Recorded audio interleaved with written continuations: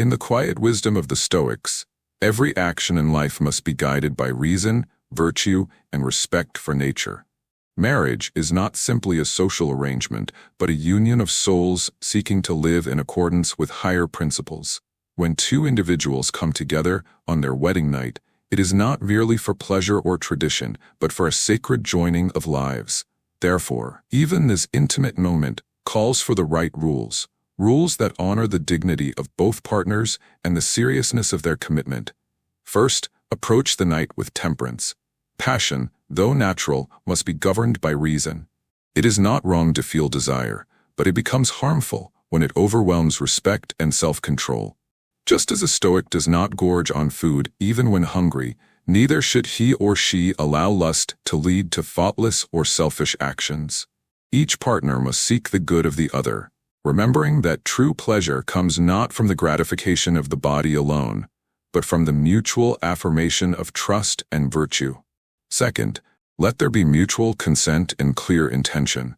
Both partners should feel free and willing to give themselves without fear, guilt, or pressure. The Stoics taught that coercion is contrary to the nature of a rational being. In marriage, no one owns the other.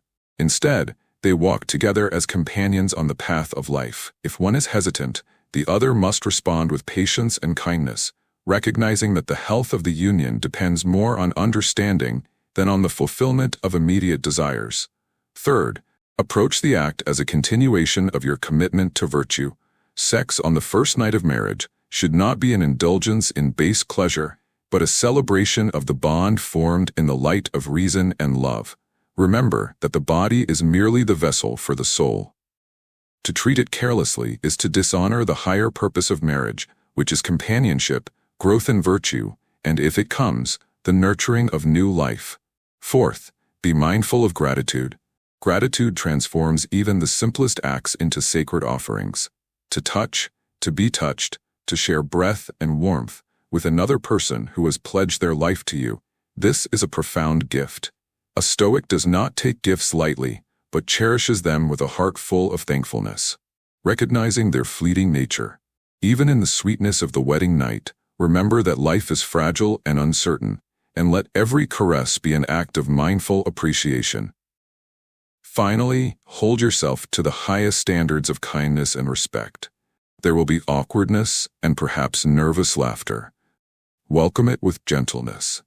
There may be expectations unmet or emotions not fully understood.